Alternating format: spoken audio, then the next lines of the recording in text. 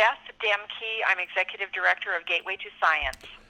Thank you very much for joining us today. We're here to talk about a nice story that's happening in the oil and gas industry.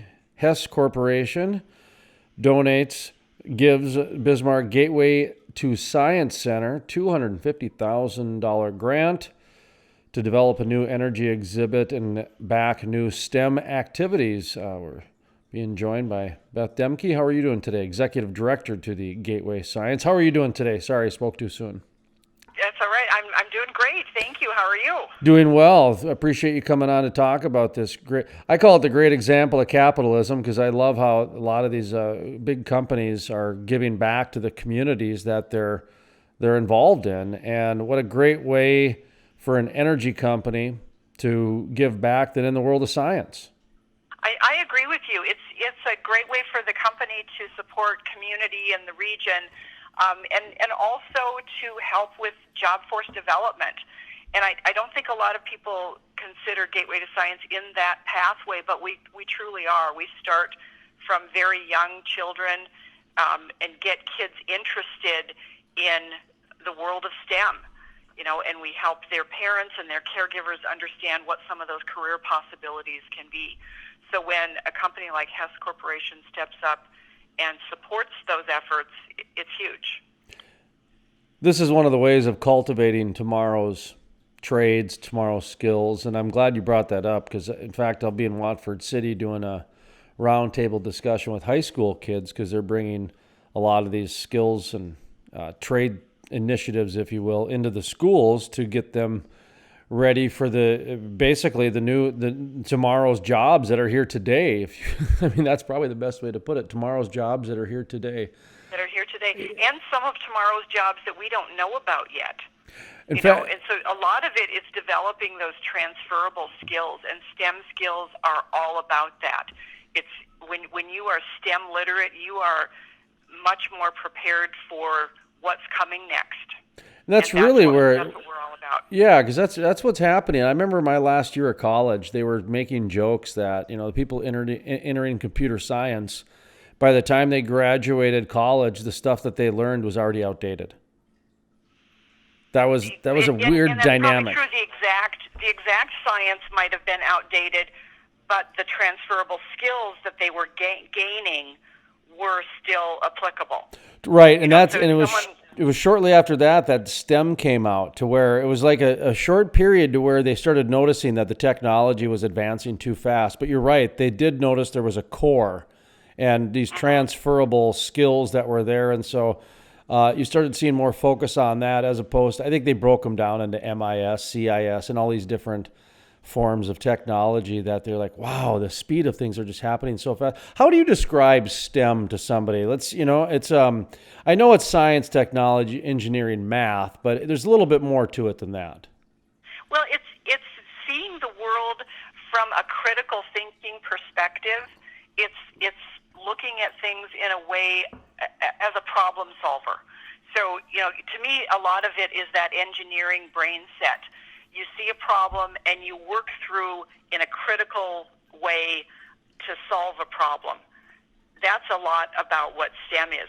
STEM then is, then you get the skills to do all of that, to apply those skills to solve the problems. But starting with that mindset of finding what is the problem, analyzing what it is, you design a solution, you try it, and then if it doesn't work, and most of the time it doesn't the first time, then you redesign. But it's all that critical thinking that goes into solving problems. That's what STEM's about. What kind of activities? Talk to me about the donation, the resources. What are you guys going to be doing with this donation? Well, twofold. Let's start with the outreach programming. So Gateway to Science has a program that we call Gateway to Science on the Go. It is a van filled with STEM activities that we take around the state. This year alone, we've been to over 60 different outreach programs. And what Hess is doing for us there is $50,000 is going to help develop new programs and support that STEM outreach, because there's a lot of folks in rural areas that maybe won't get to the Science Center here in Bismarck. So this is our way of making sure that our programming is accessible. So that's really an important piece. The other portion of the donation, the $200,000, is going to develop oil and gas exhibits for our new science center. So we broke ground in early October on a piece of property just across the street from the MDU Resources Community Bowl on the campus of Bismarck State College, and that will be opening mid-2021, and it will focus on all of the STEM that's happening out in our state, making those workforce connections that we talked about earlier. So those oil and gas exhibits will help students to understand the STEM that goes into developing energy.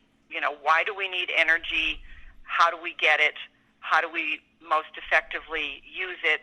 And really reflecting North Dakota's all of the above energy policy. Let me ask you a question, how you're connecting with, I imagine there's a lot of kids that are coming through. Yes. And it's the exhibits are more geared towards children than they are adults. I get adults can, get something out of it, but I imagine the initial presentation is a little bit more focused towards kids. Is that correct? I would say at this point in our current gallery, that's true. As we move into our new space and we have bigger and better exhibits, we're really going to be serving from preschool all the way through adult. And there will be experiences in that new gallery that all ages will relate to. Okay. The nice thing about hands-on is that when you're young and you approach a hands-on exhibit, you may just be excited about one piece of it. The bottle rocket, for example. The bottle goes up in the air. Isn't that fun? When you get older, you start to understand more about it. It's the same exhibit, but you bring more of yourself. There's a different approach to it. So every time you approach a hands-on exhibit, you are learning something new and different. There are layers that occur. So the better our exhibits are, the wider a range of age we can serve with those. So that's the best way I can think of to explain how, the difference between hands-on and maybe another type of learning. Yeah. I was going to ask you if there's anything that you're seeing that is engaging with the youth more than others, and hands-on would certainly be something that would fall in that category. As my son, he started out at a Montessori school, and a lot of that had to do with the hands-on learning approach. They don't just count to 10; they actually feel the beads as they count 10 beads out. So it's an audio, a visual, and a kinesthetic. You could do that on a digital screen, but the tactileness of that bead experiment that you just explained is going to stick in the brain longer than something that they saw digitally. Without a doubt. I mean, there's digital. It's important. There's lots of different ways of learning, but the hands-on, my experience is that it sticks with you longer. There's just something about that tactileness of manipulating something on your own that makes all the difference. So go ahead. Now, I was just going to say, we've been doing this for 25 years here at Gateway to Science. I've been with the organization from the beginning, so I've actually seen how this works over the years and watched some of these students that have gone through our programs from the time they were very young, all the way through high school. We've got kids that have gone to college that are having kids of their own now. So we've seen this growth happen, and that's why I say, when you approach a hands-on experience, it's a completely different thing than any type of learning. I wanted to ask you, and I didn't want to, this to get in any sort of conflict or political or anything like that, but it's almost hard to these days talking energy without people going there. The direction I'm going is more of where the disconnection happened. A lot of the same way that people don't understand that, hamburger comes from a farm, it comes from a grocery store.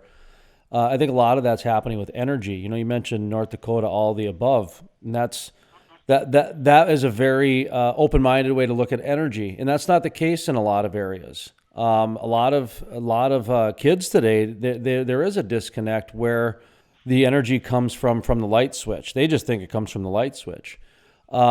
STEM is an interesting way to try to reconnect with children to kind of let them know about, hey, energy comes from a lot of different places. It's not just wind farms. It's not just fossil fuels. It's not just coal, whatever it might be. There's a lot of different areas. I agree with you. Yeah. And we can do that in a non-political way. It's all about the science behind it. Starting with, well, why do we need so much energy? Well, look around you. You want your cell phone charged. You want to get from point A to point B. We do far more travel than generations before us. We have a lot of energy needs or wants, for that matter. But so let's start with that. Then how do we get it? Where does it come from? There's lots of different sources. How do we then use it most efficiently? Are there some that are better than others?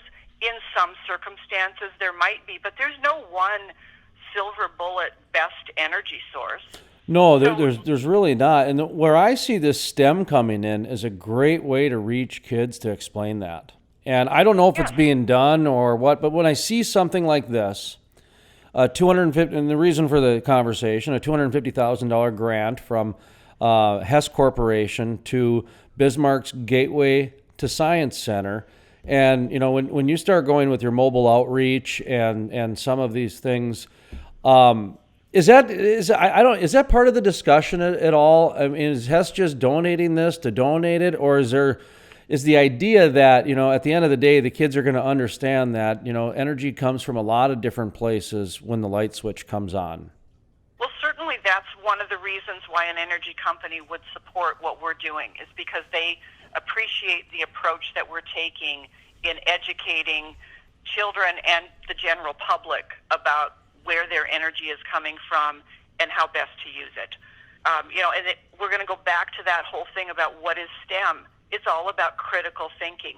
When you understand the science that you're dealing with, you can make better choices and you can have a better understanding. If you're listening to things that maybe are not true or not completely science-based, then you may not be making the best critical choices. Yeah, it's a challenge these days. It really is. And like I said, it reminds me a lot of the ag industry. Like I said, when the detachment came, when supermarkets kind of became the new place for your food, and the farmers went, "Hey, remember us?" and we have the same conversations with those supporters of ours that are in the ag industry, and those that are in the medical industry, and those in the transportation industry. So all of this, the science that's happening out in the world needs to be presented in an unbiased manner so that people can say, okay, now I understand the scientific principles behind what is going on here. I now get it. So talk to me as we wrap up here about the energy companies. This Hess one more time as kind of a recap. Any other ones that maybe were recent that you might want to mention, and kind of give yourself an opportunity to explain to other energy companies that are listening, or industry in general, why someone like Hess would give you $250,000 and why you guys need this. Go ahead and give yourself a plug. Well, thank you.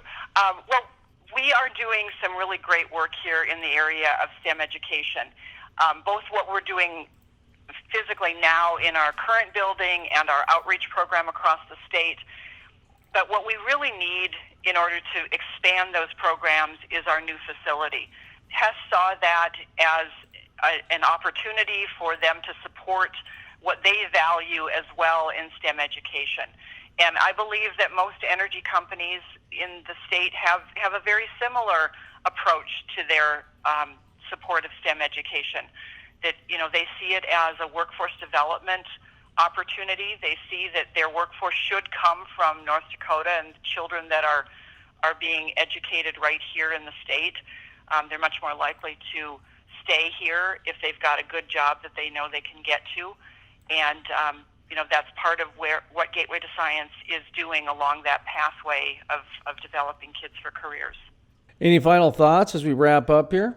Well, we really appreciate the support of Hess Corporation and all the others that have jumped in on our capital campaign. We'd encourage others to reach out to us if they want to learn more about our project and about the work that Gateway to Science does.